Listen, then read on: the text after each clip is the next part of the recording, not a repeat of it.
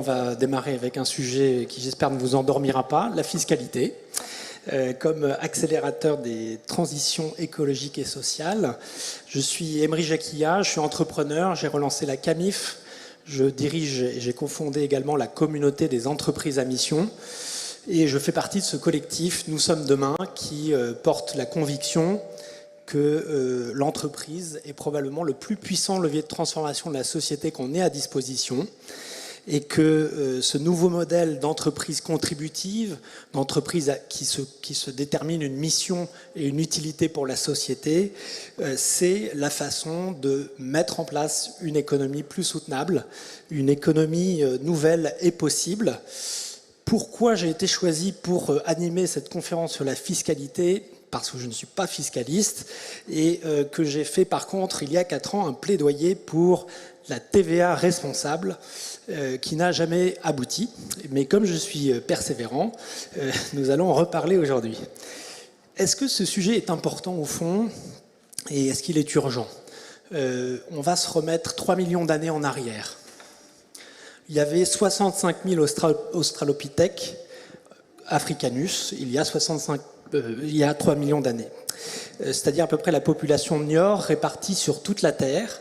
Et ces australopithèques avaient de commun avec nous qu'ils partageaient la même atmosphère. Il y avait à ce moment-là 412 particules par million de CO2 dans l'atmosphère. Eh bien, j'aimerais vous décrire le monde dans lequel ils vivaient. Dans l'Antarctique, des arbres poussaient et le niveau de la mer était 20 mètres au-dessus de ce qu'il est aujourd'hui. Alors, aujourd'hui, depuis 20 ans, nos émissions de CO2 ont augmenté de 40%.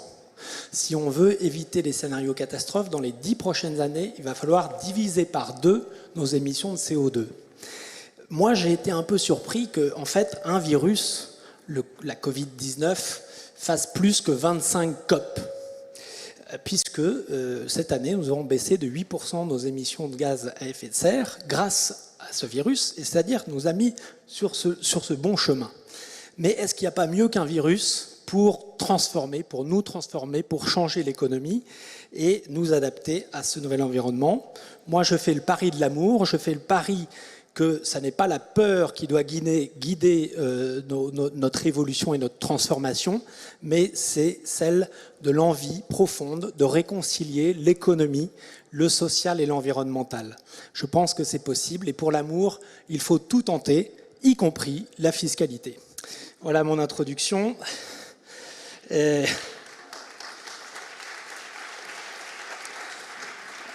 Alors, à nos intervenants aujourd'hui, j'ai posé une première question en préparant cette conférence. Est-ce que la fiscalité est le bon levier pour accélérer la transition écologique et sociale ?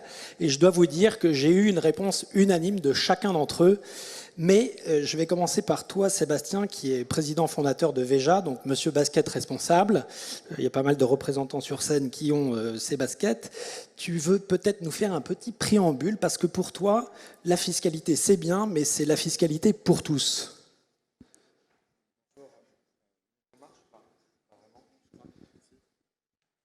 C'est très Covid-19 ce qu'on fait direct. Bonjour à toutes et tous, très heureux et honoré d'être là avec vous.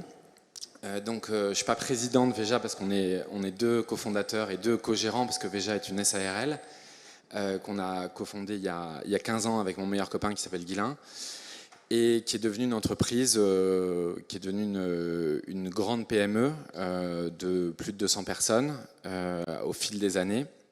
Donc on a grandi petit à petit sans levée de fonds, sans Startup Nation, sans folie du capital, mais pas à pas, ce qui est bien pour une marque de basket. Et oui, on parlait hier tous les deux de la fiscalité et je te disais, Emery, que pour moi, pour Guilain, pour l'équipe Veja, la fiscalité c'est la clé de voûte du système économique. C'est de cette façon-là qu'on répartit, qu'on re-répartit et qu'on crée une économie de la contribution.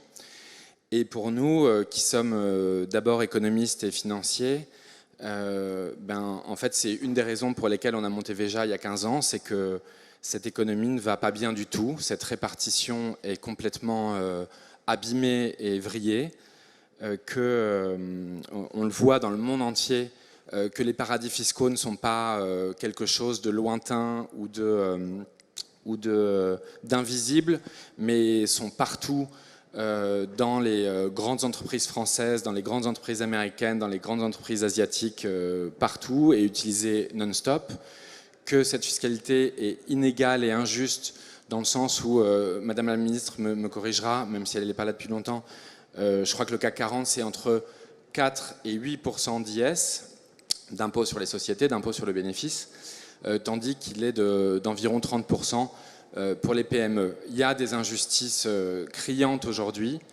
et c'est pour ça aussi que je te répondais non, je ne crois pas à la fiscalité écologique, parce que la loi aujourd'hui n'est même pas respectée. Donc et c'est ça, je pense, le gros blocage de passer à une fiscalité écologique, c'est que la loi aujourd'hui est bafouée par les grandes entreprises, bafouée par les grands, entre guillemets, particuliers, et que l'évasion fiscale, l'optimisation fiscale est partout.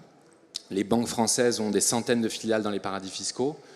Donc nous, avec Veja, on a essayé on ne pouvait pas tout réinventer, mais on a essayé de travailler avec l'existant, c'est-à-dire de passer par des banques qui n'ont pas de paradis, qui n'ont pas de filiales dans les paradis fiscaux, de payer. Veja est une SARL et paye tous ses impôts en France.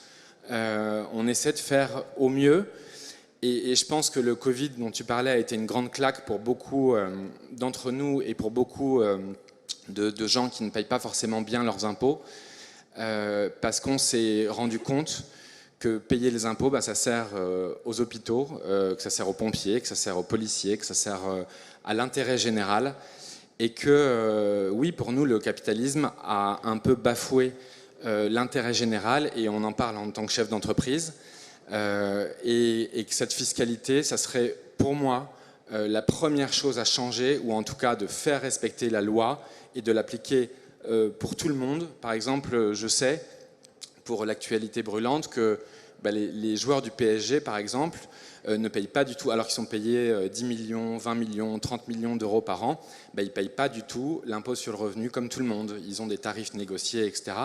C'est, si vous voulez, pour moi, un jeu. Quand on dit qu'il n'y a plus d'argent en France, quand on dit on n'a pas assez d'argent pour l'hôpital, la police, etc., ou même les fonctionnaires ou les profs, écoutez, en fait, l'argent, il est là, mais l'argent, il n'est pas payé par ni Google, ni Amazon, ni Facebook, ni le CAC 40. Donc, je pense qu'il y aurait une grande action fiscale à mener, et ensuite, on pourrait parler de fiscalité écologique qu'on réclame, toi et moi, depuis très, très, très, très, très longtemps. Merci Sébastien. Voilà. Ce qui ne vous a pas dit, c'est que Veja paye plus d'impôts que Google et Amazon en France. Donc, Julie, pour toi, Julie, tu es donc DG de Commerce Équitable France. Pour toi, la fiscalité doit être la façon de faire passer de la niche à la norme. Et pour toi, c'est vraiment un enjeu d'embarquer tout le monde dans cette transition. Est-ce que tu peux nous dire pourquoi, pour toi, la fiscalité est importante ? Oui, merci pour ton invitation et merci pour ta question. Je partage évidemment l'avis de Veja sur le besoin de plus de justice fiscale, mais je pense qu'il faut aller plus loin. Il faut effectivement utiliser le levier fiscal pour envoyer des signaux prix aux entreprises. Aujourd'hui, si on regarde le secteur du commerce équitable, il est composé d'environ peut-être 300 entreprises en France, entre 300 et 500 entreprises qui proposent des produits issus du commerce équitable aux consommateurs. Et ça veut dire que ce sont des entreprises qui sont dans une stratégie de partage de la valeur, de partage de la richesse qu'ils créent en ayant un comportement équitable vis-à-vis de leurs fournisseurs. Le commerce équitable, il est régulé par la loi française sur l'économie sociale et solidaire, l'article 94, et il prévoit effectivement que les entreprises payent un prix juste basé sur les coûts de production. Et donc si on fait le bilan de cette démarche qui existe en France depuis une grosse trentaine d'années, c'est un bilan qui est globalement positif. Aujourd'hui, c'est un marché qui est florissant, qui pèse à peu près 1,5 milliard d'euros. Les entreprises qui s'engagent dans le commerce équitable sont en forte croissance. Le secteur a une croissance à plus de deux chiffres depuis plus de 5 ans. Donc on pourrait considérer que c'est un succès. C'est aussi un succès écologique parce qu'on s'aperçoit que les entreprises qui se comportent de manière équitable avec leurs fournisseurs, eh ben, elles donnent leurs moyens à ces fournisseurs, qui sont souvent des producteurs agricoles, puisque l'agroalimentaire, c'est à peu près 95% du commerce équitable. Eh ben, elles donnent les moyens aux producteurs, non seulement de vivre dignement de leur métier, mais aussi de s'engager dans la transformation de leur mode de production. Donc aujourd'hui, plus de 80% des produits équitables sont aussi labellisés agriculture biologique. Donc on est sur un succès économique, on est sur un succès social. On a des dizaines d'études d'impact qui montrent que le commerce équitable permet de réduire la pauvreté. Et on est sur un succès écologique. Je pense qu'on est aussi sur un succès culturel, un succès sociétal. Aujourd'hui, la plupart des Français connaissent le commerce équitable et sont totalement en phase avec cette idée qu'il faut partager la valeur, il faut partager la richesse, et il faut payer un prix rémunérateur aux producteurs. Et pourtant, malgré ça, malgré le fait que ces entreprises sont rentables, ça n'a pas suffi, en fait, la démarche volontaire n'a pas suffi à insuffler ces valeurs et ces pratiques dans l'ensemble de l'économie, et ni même dans l'ensemble de l'agroalimentaire, si on regarde uniquement ce secteur-là. Et donc on est dans cette situation paradoxale où on a d'un côté des entreprises qui sont vertueuses, qui partagent la valeur, qui arrivent à concilier les défis économiques, les défis sociaux et les défis écologiques, et qui cohabitent avec des entreprises qui ne jouent pas ce jeu-là. Ces deux types d'entreprises, elles créent de la croissance économique, elles créent des emplois, mais certaines répondent aux défis sociaux et écologiques et les autres non, et elles ont la même pression fiscale. Et donc nous, on pense aujourd'hui que pour aider ces entreprises qui ne sont pas encore volontaires à devenir un peu plus volontaires, il faut toucher au cœur de leur business model à travers la fiscalité. Et il faut une fiscalité qui soit incitatrice, qui incite les entreprises à s'engager dans des process qui permettent le partage de la valeur, de réduire les inégalités, de créer des emplois, mais aussi de transformer les modes de production et les modes de consommation. Et on pense qu'il faut aller beaucoup plus loin sur ce sujet-là. Merci Julie. Fabrice, pour toi qui est directeur développement durable du groupe Bouygues et puis qui dirige le C3D, on n'a plus que 3000 jours avant la fin du monde. C'est ce que tu m'as dit en introduction de cette conférence, donc c'est super. C'était hier. Hein, oui, c'est ça. 2999. Merci. Donc pour faire émerger ces nouveaux modèles que on appelle tous de nos voeux, tu penses qu'il faut utiliser ce levier fiscal pour décarboner l'économie mondiale et peut-être aussi pour faire accepter au plus grand nombre de vivre différemment, de vivre mieux, mais peut-être avec moins. Est-ce que tu peux nous développer un peu ta vision sur l'économie de l'usage et sur la fiscalité qui pourrait être associée à l'émergence de ces nouveaux modèles ? Oui, alors, vu le temps qui nous reste, effectivement, parce que je suis persuadé, mais ce n'est pas une boutade, hein, si on écoute bien les scientifiques, parce que c'est eux qu'il faut écouter aujourd'hui, que maintenant le temps du blabla est terminé. On a perdu déjà des années. Hein, ça fait 40 ans que les scientifiques s'époumonnent en nous disant que le mode de développement que l'on connaît aujourd'hui et qui concerne à peu près... il y a 50% d'émissions qui sont émises par 10% de nantis dont on fait partie. Donc l'effort, il est surtout chez nous. Et si on veut voir un changement de trajectoire, il faut utiliser tous les outils qui sont à notre disposition. L'outil fiscal est un bel outil. Alors, taxer quoi ? Il faut taxer le carbone, bien sûr. Alors, le taxer le carbone en expliquant correctement aux gens pourquoi il faut le taxer. J'ai rencontré les gens de la Convention citoyenne pour le climat. Beaucoup sont arrivés au début de cette aventure. Certains même étaient climato-sceptiques. Hein, et ils ont eu la chance d'avoir des experts qui sont venus leur expliquer la relation entre l'économie et l'énergie, des climatologues qui sont venus leur expliquer le rôle des gaz à effet de serre sur le réchauffement climatique, etc. Et comme c'est des gens qui avaient la tête normalement faite, comme la plupart d'entre nous, ils ont fini par comprendre qu'ils s'étaient trompés, ils ont fini par comprendre que l'ennemi c'était le carbone. Et ils ont changé d'avis, bien sûr, et aujourd'hui ils réclament des mesures fortes des pouvoirs publics pour éradiquer ce qui est mal, c'est-à-dire les émissions de gaz à effet de serre. Et pour faire ça, il y a un outil formidable qui s'appelle la taxe carbone. Donc il faut la réhabiliter en France, en Europe. Ça a été dit d'ailleurs hier ou avant-hier à l'université d'été du MEDEF par le Premier ministre, mais c'est le Xème Premier ministre qui en parle, c'est le 13 ou 14e ministre de l'Environnement en France qui en parle, mais on attend toujours. Donc il faut une taxe carbone qui soit progressive, qui soit bien sûr expliquée. Il faut augmenter très fortement le coût des énergies sales et diminuer le coût du travail pour que, bien sûr, les gens qui ont moins de moyens puissent vivre décemment. Ça, c'est vraiment important de le dire. Et il faut le faire tout de suite, compte tenu que la plupart des solutions qui sont des solutions éco-responsables plus propres, c'est normal qu'au début elles soient plus chères. C'est tout à fait évident. Et donc, si on veut rendre ces solutions éco-responsables plus populaires, plus utilisées par la majorité des gens, eh bien, il n'y a rien de mieux que la régulation pour ça. Donc maintenant, on l'a dit, on l'a répété, il y a eu des grandes commissions qui sont réunies pour travailler sur ce sujet. On sait pourquoi d'ailleurs la puissance publique ne l'a pas encore fait, il y a tout un tas de raisons. Il faut s'attaquer aux causes primaires et il faut avoir simplement le courage politique parce que c'est la seule chose à faire aujourd'hui. S'il y avait vraiment une seule mesure à prendre au niveau d'un gouvernement aujourd'hui en France, c'est de taxer le carbone. Ok, merci Fabrice. Dorothée, taxer le carbone, tu es journaliste à Tech for Life et puis ça fait pas mal d'années que tu réfléchis sur ces sujets, la triple comptabilité, tout ça. Est-ce que la fiscalité est un bon outil pour accélérer cette transition écologique et sociale ? Bonjour à tous, merci pour cette organisation et cet effort important de visibilité de nos perspectives qui se manifeste. On a entendu hier Laurence Tubiana extrêmement pathétique presque dans l'urgence que mentionne Fabrice. La fiscalité, oui, c'est pas un sujet majeur pour nous à Tech for Life. Parce que Tech for Life s'emploie à rendre nos activités éco-compatibles.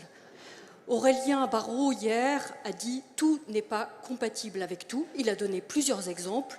L'exemple le plus important, il me semble, c'est que l'économie n'est pas compatible avec le vivant.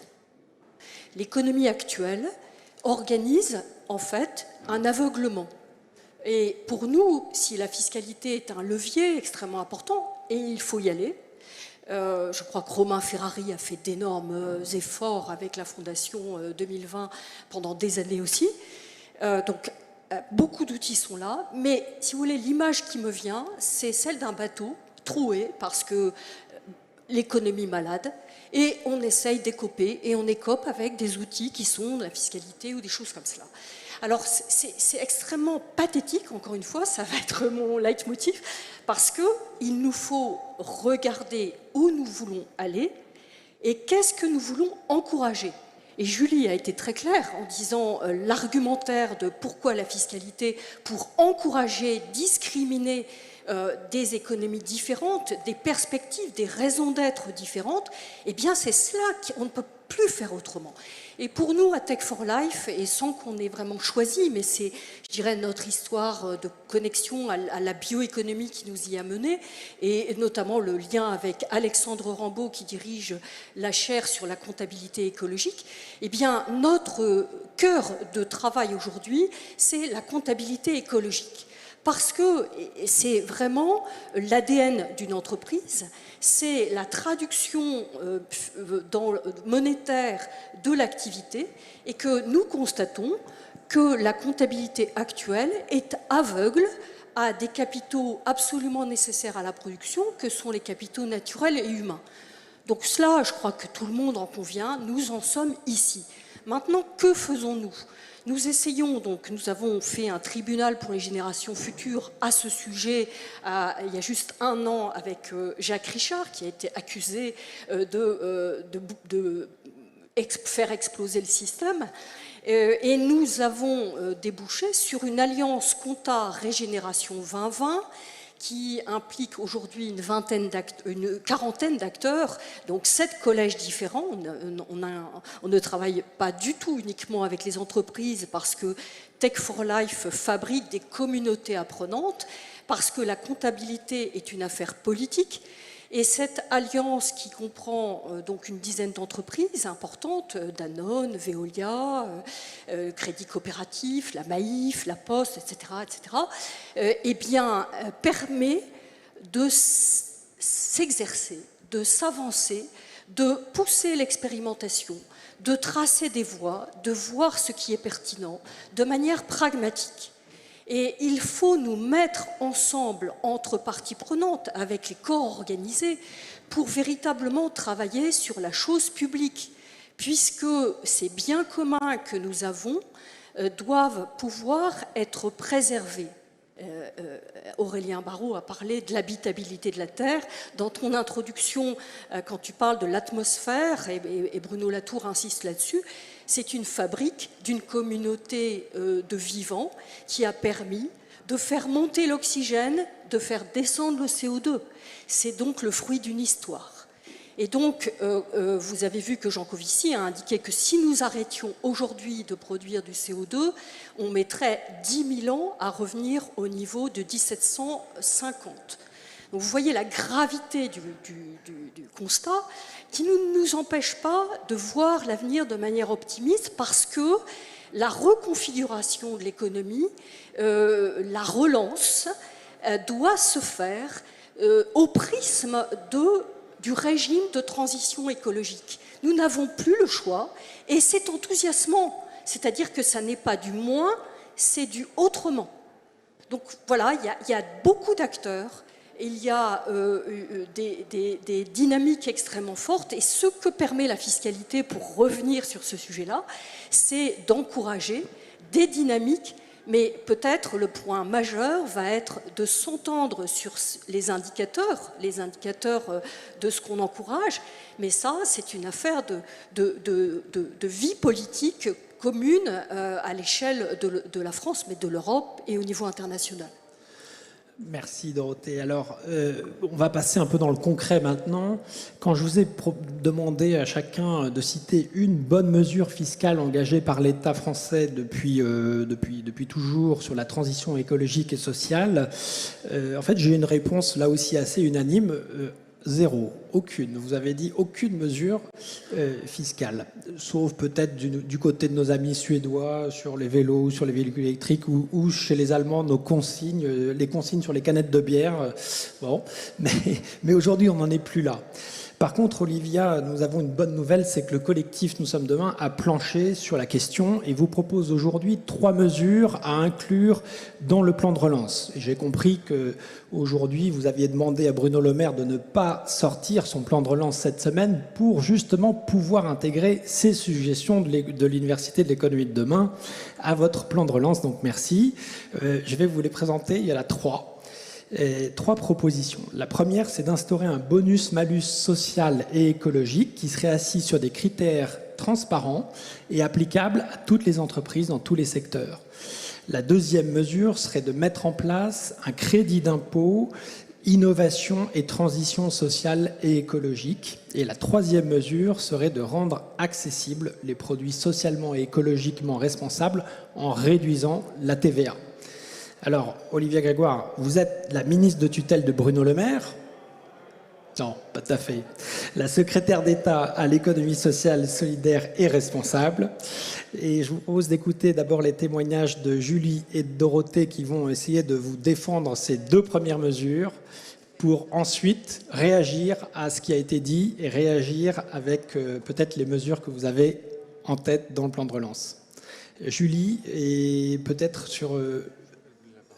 Olivia, bon, okay, alors, Olivia d'abord. Déjà par correction, saluer l'auditoire quand même. Je garde mon masque et je m'en excuse, mais c'est aussi un symbole. On ne peut pas demander aux Français de faire des choses et que les politiques ne se l'appliquent pas eux-mêmes. Donc ça commence par soi et ça commence par le garder. Je suis très heureuse d'être ici. Certains me connaissent, beaucoup ne me connaissent pas. Mais je suis la même depuis longtemps, donc ça ne va pas changer. J'aime bien être directe, franche, pragmatique et efficace. Donc je ne peux pas laisser dire certaines choses et je voudrais juste réagir quand même à chaud. Et on va revenir sur la fiscalité très précisément. Déjà, je ne suis pas une fiscaliste, je ne suis pas une budgétaire. Je suis plutôt une historienne à la base et j'ai passé 3 ans au Parlement à la Commission des finances. Je crois qu'on a sur la fiscalité en France... comme sur d'autres sujets d'ailleurs, parfois des perceptions qui sont pas justes. Aussi parce que c'est une matière aussi aride que technique et parfois rébarbative, et tu l'as dit, Emery. Et je le dis d'autant plus que je ne suis pas tombée dedans étant petite. Le taux d'impôt sur les sociétés n'est pas de 30% pour les PME et de 8% pour les boîtes du CAC 40. C'est une fake news qui tourne depuis, 3 ans, 4 ans. L'IB avait fait, je crois, en 2017, un point intéressant dans sa désintox qu'on aime tous. Et juste vous rappeler que le taux d'imposition en France est de 28%, et qu'il est même supérieur pour les boîtes qui font plus de 250 millions d'euros de chiffre d'affaires, puisqu'il atteint même 31%. Et sans endormir personne, vous rappelez qu'on a pris un engagement de trajectoire pour l'amener à 25% en 2022 et qu'on n'a pas changé de braquet malgré la crise, et que cet impôt sur les sociétés baissera, mais il est même de 15% pour les TPE. Donc le taux d'IS aujourd'hui, légal, n'est pas différencié et plus favorable pour les plus grandes que pour les plus petites. Néanmoins, comme je suis lucide, je sais que les grosses boîtes ont souvent des dispositifs, des acteurs, des cabinets externes pour parvenir à rationaliser, pour le dire poliment, leurs dépenses fiscales. Ça peut s'appeler de l'optimisation fiscale. Faut pas non plus tout confondre, et pardonnez ma franchise, l'optimisation fiscale n'est pas de l'évasion fiscale. Je pense qu'il faut dire les choses avec précision. Et je crois aussi que vous avez en fin de journée une table ronde passionnante avec des députés, dont Dominique Potier, dont aussi Émilie Cariou. On n'est plus aujourd'hui dans le même groupe parlementaire, mais c'est pas très grave. Émilie Cariou est pour le coup une vraie grande fiscaliste. C'est intéressant de voir ce qu'elle a fait quand même sur le verrou de Bercy. On peut dire qu'on n'a rien fait depuis 3 ans, mais je peux pas laisser dire en fiscalité que des travaux comme celui de faire sauter le verrou de Bercy pour l'évasion fiscale sont des actions anodines. C'est le fruit d'années de boulot. Ça se voit pas beaucoup, c'est sacrément aride, mais c'est quand même fait et c'est quand même une réalité. Après, ce qu'il y a de sûr, c'est qu'on n'en fait jamais assez. Ça, je l'ai entendu et je l'ai compris. On en fait, j'ai le sentiment, jamais assez et jamais assez vite. La taxe carbone, j'étais au Parlement quand on a tenté d'accélérer, et j'étais au Parlement quand on s'est fait stopper. Je pense que c'est un sujet délicat, mais pour le coup, je partage le point de vue de Fabrice Benifait. Je pense que s'il y avait aujourd'hui une chose fondamentale à mettre en œuvre rapidement, c'est cette taxation. Par contre, je vais être très clair. Moi, je veux un pays plus vert, mais je veux pas un pays vide. On peut pas le faire seul. Ce serait suicidaire pour nos entreprises que de le faire seul, et suicidaire pour nos salariés, accessoirement. Donc c'est l'Europe qui doit le faire. On doit faire bouger l'Europe, et vite. Je crois que je trahis aucun secret si je vous redis, et je crois que Jean Castex l'a redit, mais Bruno Le Maire l'a redit aussi, c'est aujourd'hui l'un des sujets majeurs qu'il porte pour que l'Europe se positionne et qu'on ait un prix du carbone aux frontières de l'Europe. Mais on ne peut pas raisonner tout seul sur ces sujets-là. Et je vous le dirai aussi sur le sujet de la performance extra-financière dont vous avez parlé toutes les deux. Parce que là aussi, je suis complètement d'accord, ce qui va me permettre de revenir sur les points précis. Mais en gros, le message, parce qu'on est amené à se revoir et à bosser ensemble, le premier message que je voulais vous dire, c'est que globalement, je ne me suis pas arrêté qu'à la fiscalité. Sur l'ensemble de vos propositions, pour ma part, je converge sur la destination et sur la finalité. Je converge même souvent sur le chemin. Par contre, je pense qu'il y a des chemins qu'on doit baliser. Et que si on ne les balise pas, si on ne met pas des étapes, le politique se plantera, mais ça c'est l'apanage du politique, mais on plantera l'enjeu, on plantera le sujet et on plantera la démarche. On l'a vu avec la taxe carbone. Mal goupillé, mal fait, total et bénéfice, on a tous perdu 3 mois.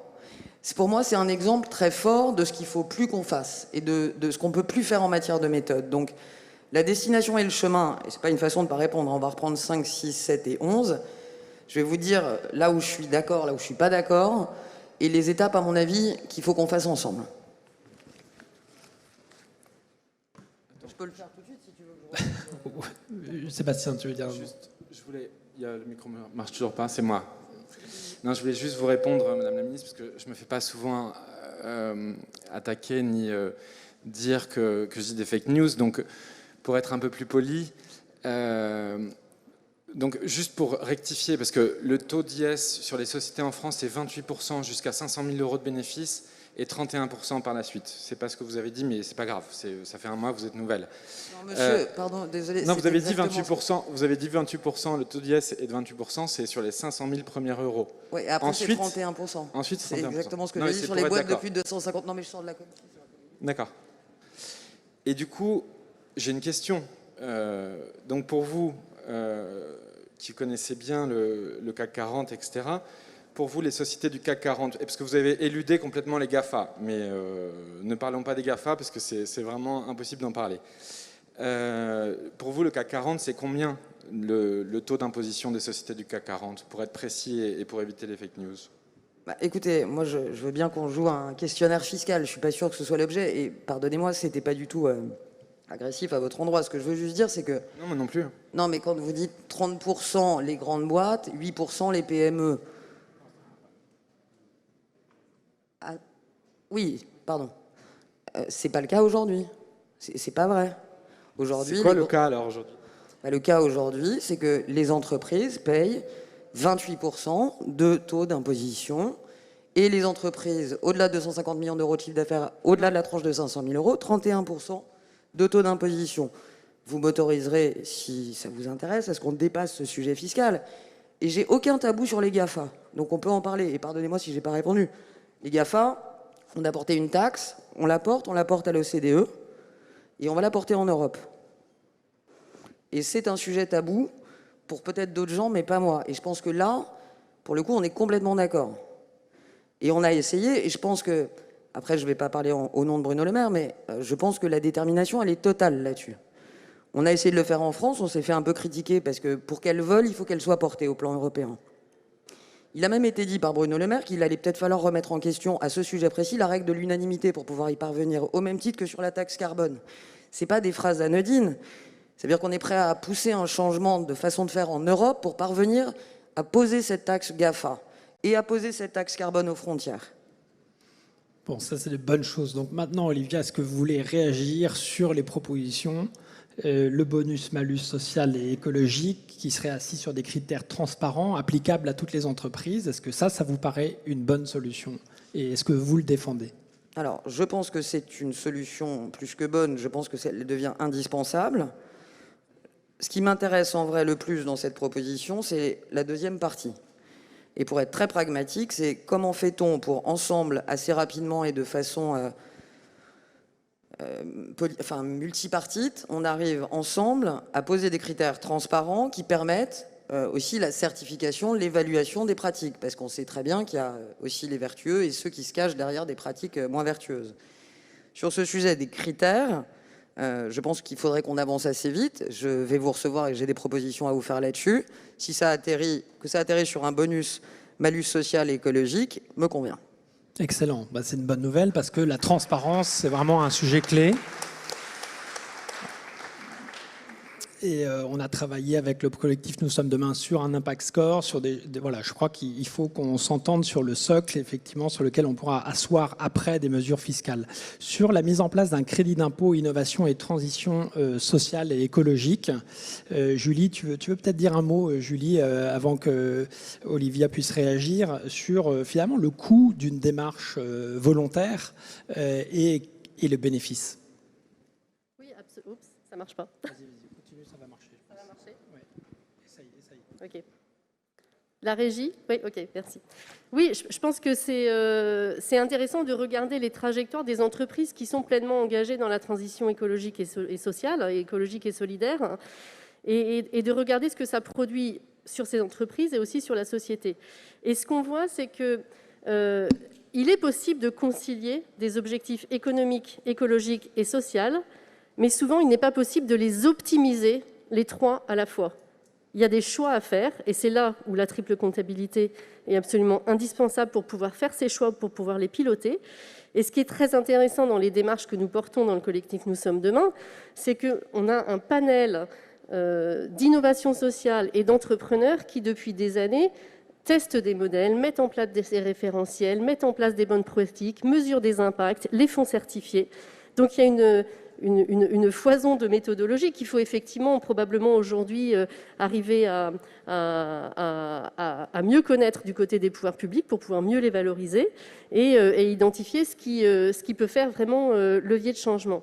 Mais donc quand on regarde ces entreprises qui souhaitent se transformer ou qui se sont déjà transformées, il est évident que répondre aux défis sociaux et répondre aux défis environnementaux et être en même temps rentable, ce n'est pas compatible avec du low cost.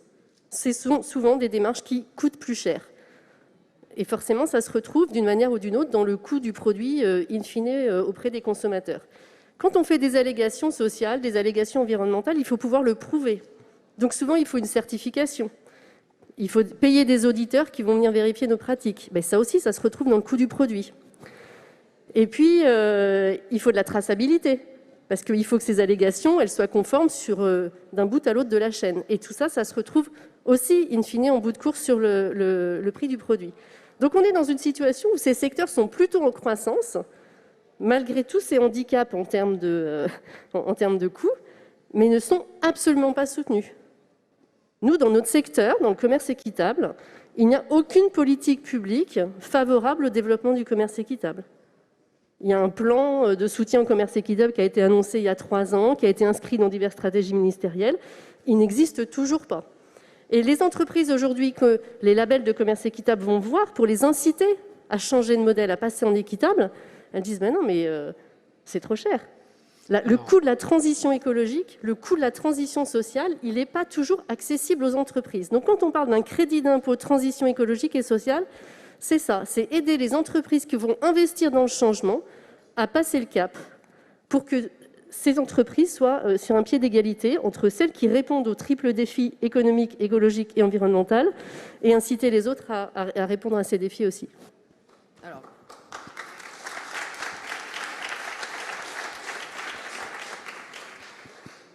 Alors Olivia. Je vais répondre assez rapidement parce qu'en fait, il y a différents sujets dans ce sujet. À proprement parler, la démarche de labellisation éco-certification,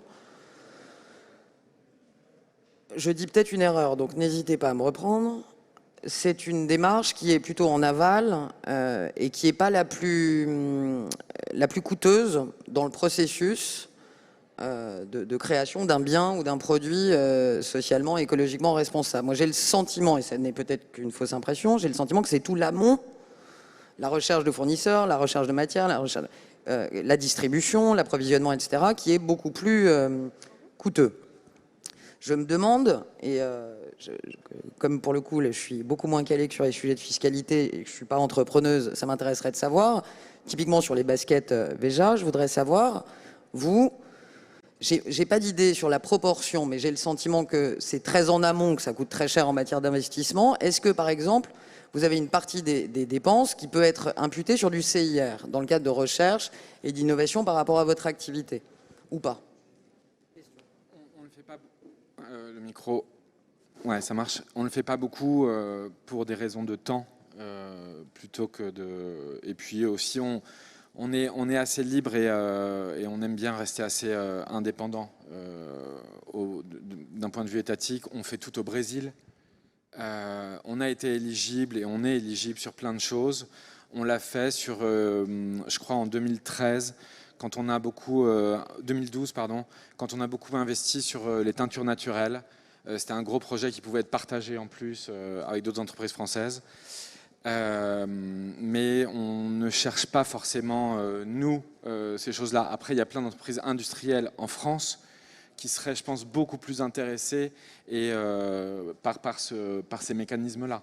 Et en revanche, oui, une Veja, ça coûte, si vous faites celle-là dans une autre marque, dans des conditions normales, c'est-à-dire des conditions abominables, elle coûte entre 5 et 7 fois plus cher à faire comme on l'a fait, c'est-à-dire avec des matériaux écologiques, dignité des travailleurs, conditions sociales acceptables et tout le long de la chaîne clean. Mais bon, nous on a pris ce chemin-là parce que la basket s'y prête bien, d'autres produits s'y prêtent moins bien et ont besoin de ce crédit impôt recherche innovation. Alors, en général, et pardon, c'est un peu jargonneux, mais je ne suis pas très fan des crédits d'impôt, je ne vais pas vous surprendre. Je suis plus fan des investissements en dur, en structurel. Et accessoirement, même si j'ai été nommé fin juillet et que ce sera difficile pour ce PLF-là, mais je peux vous garantir que vous pouvez compter sur moi pour que l'économie sociale et solidaire dispose de sa propre ligne budgétaire, ce qui...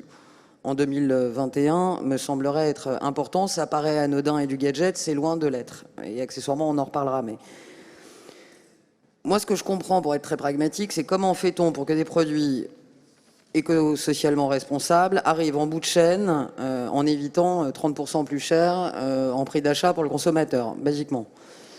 On a plusieurs outils pour ça.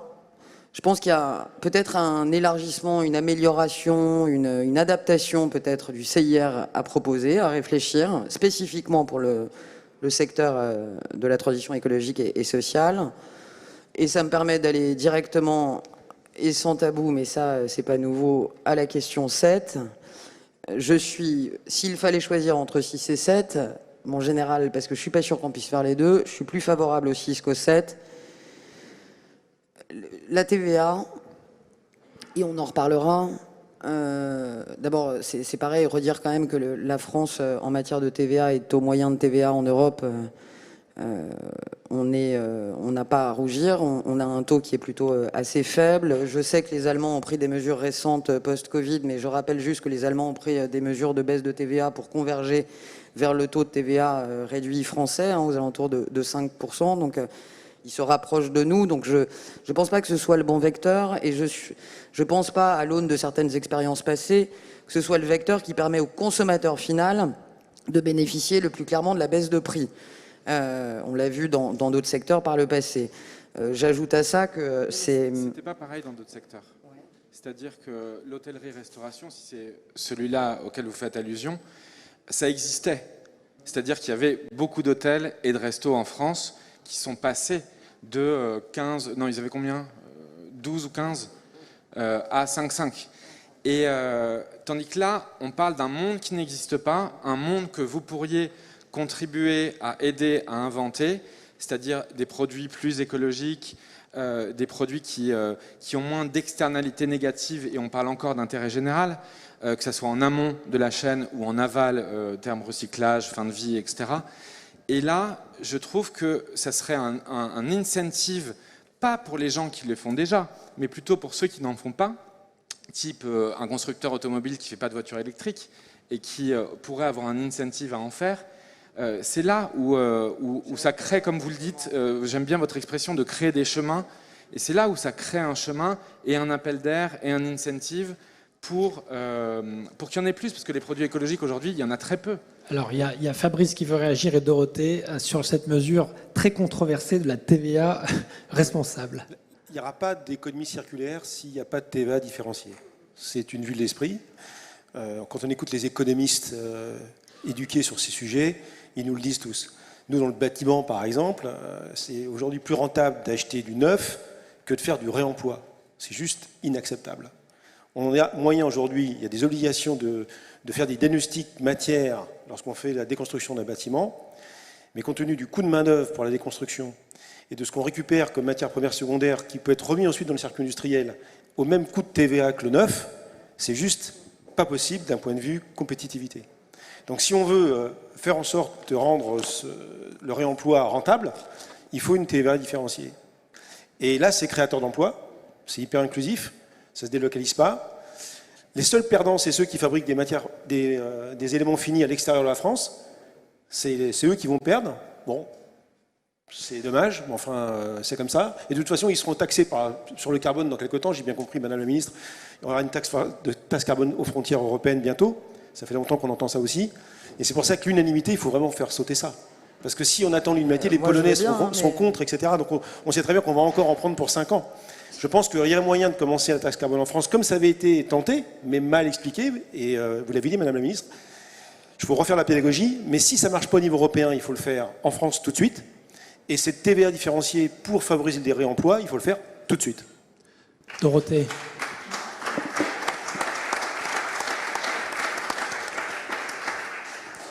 Moi, j'aimerais vous entendre, Madame la Ministre, sur la question de la comptabilité, bien sûr, parce que il a été proposé par la comptabilité nationale de travailler sur des coûts écologiques non payés. Et l'inscription de coûts écologiques non payés, ça rejoint ce qu'a dit Sébastien tout à l'heure, ça permet de faire bas les masques, excusez-moi du jeu de mots, bas les masques sur les externalités. Parce que entre les externalités positives développées par Julie et les externalités négatives qui viennent d'être évoquées, évidemment, il y a un monde. Enfin, là aussi, voilà. Donc, on ne peut pas rester dans cette affaire-là. C'est juste pas possible. Or, il y a donc ce CENP qui a été explicité par des comptables comme proposition pour la comptabilité nationale, qui peut être un outil de politique publique extrêmement fort, qui peut complètement donner l'orientation, rassurer, donner de la confiance pour l'avenir et donner en fait une boussole aux entreprises, aux ménages, aux administrations, parce qu'on verra comment ils traitent justement les coûts non payés et s'ils ont une dette ou pas. Olivia, la TVA, est-ce que vous aimez le chocolat, Olivia? Oui. Alors, est-ce que vous préférez le chocolat noir ou le chocolat au lait? Parce que si je vous pose la question, c'est que vous connaissez la règle. Le chocolat noir, tout comme les fèves de cacao et le beurre de cacao, est au taux réduit de 5,5%, exception faite des tablettes fourrées au taux normal de 20%.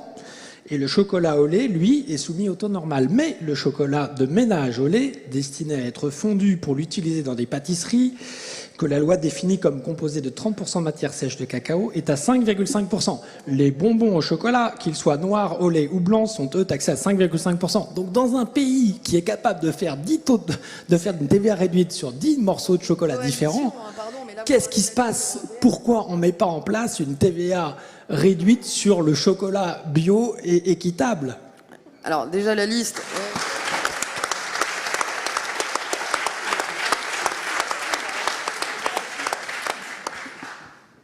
Désolé. Facile. D'abord la liste, pardonnez-moi, on n'en a pas le monopole. Alors soit on est européen pendant les élections européennes et on évite de l'être pendant 5 ans. Moi je suis européenne quand ça va et surtout quand ça va pas. Pardonnez-moi, ce sont des décisions européennes, c'est le fruit, c'est la liste exclusive des produits. Il y a des règles de cadrage qui sont européennes, mais chaque pays peut décider de mettre son chocolat noir ou son chocolat au lait à 5,5 ou à 20. Tout à fait. Et chaque pays a aussi la liberté de Bien mettre sûr. du chocolat Mais bio d'ailleurs, équitable dans une TVA réduite, et les Allemands l'ont fait. Oui. Écoutez, à cette heure, on n'est jamais à l'abri, mais je ne suis toujours pas d'accord sur cet outil de TVA. Voilà. Et je vous le redis, je pense que ça n'est pas le bon outil pour booster le secteur. J'entends ce qu'a dit Fabrice Bonifay, j'entends les certitudes de chacun, j'ai aussi juste le droit pour l'instant d'avoir même pas ma certitude, mon point de vue. Je ne pense pas que ce soit l'outil le plus intéressant et qui permette la baisse du produit final directement dans la poche du consommateur. Je préfère peut-être essayer de plus soutenir, plus subventionner ou plus accompagner en crédit d'impôt, soyons fous, tout l'amont pour faire en sorte que vous diminuiez en aval le prix de vente, plutôt que de jouer sur cet item de TVA. Voilà. Okay. Après, je crois encore le droit de pouvoir avoir un point de vue divergent et ça rend les échanges intéressants. Mais je voudrais juste revenir sur la comptabilité pour pas donner le sentiment que je m'en échappe. Chacun prend la montagne de son côté. Et j'ai rejoint, entre autres, le groupe de François-Michel Lambert sur la comptabilité du Caire, mais je viens plutôt de l'autre côté. Et vous voyez, on se retrouve en haut de la montagne. Donc, comme quoi, on y arrive. Moi, je vous dirais que plutôt que d'aller... je suis sensible à la triple comptabilité, je suis sensible aux externalités négatives. Mais je suis globalement moins sensible à la punition d'abord et à la caresse après. Moi, je préfère qu'on essaye de promouvoir pour tous, déjà, des indicateurs, on se l'est dit sur le bonus-malus, mais, et je crois que Barbara, Pompili, c'est un peu l'esprit aussi de son intervention de ce matin, le gros job qui nous attend, c'est quels critères éco-sociaux, gouvernance, pour pouvoir quantifier, notifier les boîtes, et pour faire en sorte que, au même titre qu'aujourd'hui vous avez un rating bancaire, vous ayez... Et là, je vais être assez clair à court terme, voire à très court terme, puisque l'Europe, c'est sa priorité 2021, pose un plan d'ESS et va poser une performance extra-financière européenne. Il est indispensable qu'on puisse avoir la performance extra-financière des entreprises pour pouvoir quantifier et voir leurs actions en matière d'ESG. Il y a plein de modèles qui tournent, vous l'avez dit. Il y a plein de bonnes idées, et vous en avez rajouté une avec l'impact... score que vous avez transmis. Moi, l'impact score, quand je le prends, il n'y a pas grand-chose qui me dérange ou qui m'ennuie ou qui ne me parle pas. Donc je prends un engagement là qui est tangible. L'impact score, et je l'ai dit, je vais vous recevoir, on va en parler. Il y a d'autres modèles qui tournent, mais je trouve que celui-ci est intéressant. Je pense qu'il est urgent aussi qu'on parvienne à faire imaginer comment aussi on informe les consommateurs de ces données extra-financières des entreprises. Et donc je pense qu'il faut qu'on travaille aussi sur comment on dépasse ce sujet qui, au moment où on se parle, est un sujet de comptabilité qui est traité à l'Europe en un sujet grand public. Quel outil on donne pour que les citoyens puissent aussi, comme ils le font avec certaines applis aujourd'hui, puissent contrôler, puissent vérifier la réalité des engagements ESG des entreprises. J'ai pas pu le dire en intro, donc je vais vous le dire en conclusion. C'est le R du secrétariat d'État qui m'a été confié, et c'est écrit noir sur blanc dans ma feuille de route. Et si je suis à Bercy, c'est pas parce que par hasard, c'est parce que c'est un des deux sujets fondamentaux sur lesquels le président et le Premier ministre souhaitent qu'on avance. La performance extra-financière, et que la France donne l'impulsion avant que l'Europe ne stabilise sa doctrine, parce qu'on sait que parfois ça peut être un peu long, que l'Europe donne l'impulsion. Donc la dernière proposition, je la prends et je propose à ceux qui l'ont écrit qu'on la challenge ensemble, mais que possiblement on la porte. Je pense que le nœud du sujet est là aussi. Excellent, merci beaucoup. On va prendre une ou deux questions du public. Alors, dans les questions du public. Oui, merci beaucoup pour ce débat très animé. On a pas mal de questions. On ne va pas avoir le temps de les poser toutes, mais la première qui émerge, c'est pourquoi ne pas conditionner les 10 milliards d'euros de baisse d'impôts de production annoncés par le Premier ministre à des critères? Est-ce qu'on pourrait avoir un premier retour peut-être sur ce point? Alors, d'abord, je trouve que la question, elle est bien certaine. Je ne suis pas si sûr que la baisse d'impôt de production de 10 milliards n'aura aucun élément d'éco-conditionnalité. J'ai même plutôt l'impression qu'il y aura de l'éco-conditionnalité. J'ai même, allez, soyons dingues, le secret espoir qu'on ait peut-être un peu d'éco-socio-conditionnalité, parce que l'éco, oui, mais la socio, oui. La seule chose à laquelle il faut qu'on fasse gaffe, pour dire les choses prosaïquement, c'est qu'on baisse ces impôts de production, et tu le sais très bien, Emery, pour que notre coût du travail aussi en matière de productivité, on s'améliore un peu et que nos industries s'en sortent et qu'on arrive à mieux relocaliser. Il faut juste qu'on fasse gaffe aux fameux effets d'aubaine, c'est-à-dire à ce qu'on fait d'un côté, ça ne pète pas de l'autre. Mais je pense que c'est prévu, et je vous rappelle, sans avoir le droit de le déflorer, mais je vous rappelle quand même qu'au-delà de la baisse d'impôts de 10 milliards sur les impôts de production pour les entreprises, c'est plus de 30% du plan de relance sur des lignes purement écologiques. Je vous rappelle que 35 milliards, ce sera la compétitivité, et 30 milliards, ce sera du social. Donc si on regarde un peu le plan de relance, c'est un tiers écologie, un tiers compétitivité, un tiers emploi et social. Merci beaucoup pour ces précisions très précieuses. Et la deuxième question, c'est celle des lobbies. Du coup, vous parliez beaucoup de votre combat au niveau européen et de la difficulté à faire passer la taxe carbone. Quid du rôle des lobbies et comment arriver à surmonter leur influence? C'est une question qui est un peu large et qui est un peu récurrente, vous me l'accorderez. J'ai l'impression qu'on n'est pas très loin. Là, c'est plus tellement des lobbies en réalité, c'est plutôt, il y a des postures souveraines et nationales. Et on sait qu'il y a quelques pays qui se comptent sur la moitié des doigts d'une main, qui bloquent pour des raisons assez proches de celles que j'ai entendues au démarrage, pour le coup. Beaucoup de fiscales bizarroïdes, beaucoup de pratiques. Forcément, quand tu héberges un certain nombre de fiscalités qui ne sont pas forcément... bref, tu peux plus difficilement t'engager. Donc la question est assez simple, c'est comment on fait à 26 pour parvenir à dépasser le blocage de 3. C'est déjà une question que je posais en 2018, donc je vous cache pas que c'est un peu lassant au bout d'un moment. Après, vous savez, le truc qui est le plus complètement dingue, c'est que encore faut-il être à l'unanimité pour voter la fin de l'unanimité. Et c'est comme ça qu'on se mord la queue depuis 3 ans, 4 ans, 5 ans. Et ça... moi, je suis que secrétaire d'État à Bercy. Moi, je veux bien aller à l'Europe pour faire sauter le truc, j'ai pas de problème. Mais aujourd'hui, au moment où je vous parle, je sais pas. Mais ce que je sais, c'est que je pense que la taxe carbone notamment, ou la taxe GAFA dont on a parlé, font partie des sujets sur lesquels notre ministre de l'économie sait pertinemment que si on ne bouge pas la règle, on n'y arrivera pas. Donc je pense que ça fait partie des choses qui, et je l'espère, vont bouger dans les 2-3 ans qui viennent. On a une nouvelle commission, une nouvelle présidente. C'est aussi l'occasion de faire changer les règles avant d'attendre que ça n'aille vraiment pas. Un grand merci. Merci à tous. Il va être temps de passer au vote. Je vais vous demander de rester encore ici un instant. On vient de débattre du coup de propositions qui vont être affichées à l'écran. On va vous demander de retourner sur Klaxoon avec le code d'accès 7289 USG pour nous aider à définir quelle est selon vous la proposition prioritaire de ce plan de relance parmi les 4 qui viennent d'être débattus. Les échanges étaient très riches, donc on compte sur vous pour prendre vos téléphones et nous aider à prioriser ce plan de relance. Donc instaurer un bonus-malus social et écologique assis sur des critères transparents, mettre en place un crédit d'impôt, innovation et transition sociale et écologique, rendre accessibles les produits socialement et écologiquement responsables en réduisant la TVA, donc la TVA réduite, et faire de l'Impact Score un indicateur transparent à l'image du Nutri-Score. Si jamais en régie, on peut aussi avoir les indicateurs devant, ce serait super pour nos intervenants.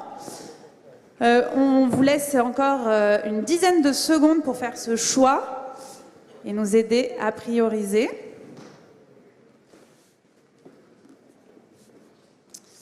Et dès que la régie est prête et qu'on a des résultats, je pense que voilà, on laisse encore quelques secondes. Voilà, ça s'affiche. Et du coup, si ça peut aussi s'afficher sur les écrans, pareil, ce serait super. Mais donc, la proposition qui remporte la plus grande adhésion du public est celle de la TVA réduite au profit de produits socialement et écologiquement responsables, suivi par le bonus-malus social et écologique, et enfin, à ex aequo, le crédit d'impôt et la transparence. Olivier Grégoire, est-ce que vous voulez réagir à ce score et nous dire si vous vous engagez à faire avancer cette proposition avec nous? Mais moi, vous savez, j'ai un gros défaut. Hein. Je m'engage sur ce que je peux faire bouger. Je fais pas de la politique pour faire des claquettes. Je suis pas du genre à vous déclarer la fermeture d'une centrale nucléaire à 6 mois ou à 3 mois d'une élection présidentielle. Je suis plutôt du genre à essayer de faire ce que modestement j'arrive à faire. Sur la TVA, désolé, mais appelez Bruno Le Maire, je le connais, il est plutôt courageux, il viendra vous répondre. Moi, j'ai pas les bras assez longs aujourd'hui, je vous ai donné mon sentiment. Non sans courage d'ailleurs, quand je vois que j'ai 46%... voilà, mais après je comprends très bien les positions, c'est pas la mienne, et je ne sais pas aujourd'hui comment moi je porte ça. Je vais vous dire, et c'est pas grave, moi ce qui me rassure, c'est l'histoire du bonus-malus, et comme j'aime bien être un peu provocante, je vous dirais que c'est le dernier qui me plaît le plus, et je pense que le nerf de la guerre est en partie dans le dernier. Voilà. Et je pense que et sur l'impact score, et plus largement sur la notation et sur l'extra-financier des entreprises. Et j'embarque avec la triple comptabilité, la comptabilité CARE et les externalités négatives. Je pense qu'on a là véritablement un sujet qui peut faire bouger, puisqu'on parlait de fiscalité, c'est un sujet qui peut faire bouger la structure même de la finance. Donc vous vous engagez à faire de l'Impact Score un indicateur transparent à l'image du Nutri-Score avec nous? Je m'engage à éviter les raccourcis, parce que c'est pas un sujet de raccourcis. Le Nutri-Score, demandez à Olivier Véran, il a fallu un peu de temps.